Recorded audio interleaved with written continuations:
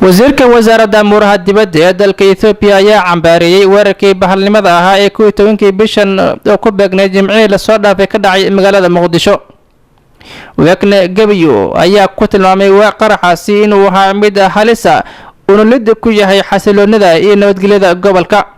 qaraxaasi ayaa dhaliyay dhimashada in ka badan 53 qof iyo sidoo kale dhaawaca ku dhawaad 100 qof oo waxaana lala beegsaday hotel Saxafi iyo xarunta dambaarista ee CID loo yaqaano.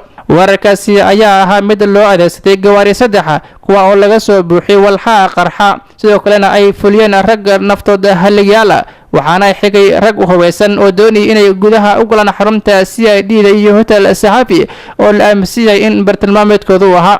inkastoo la toogtay ka hor inta aysan gudaha u galin xarumahaasi ayaa haddana waxa ka dhashay dhimasho aad u badan iyo khasaare naf iyo maalba leh.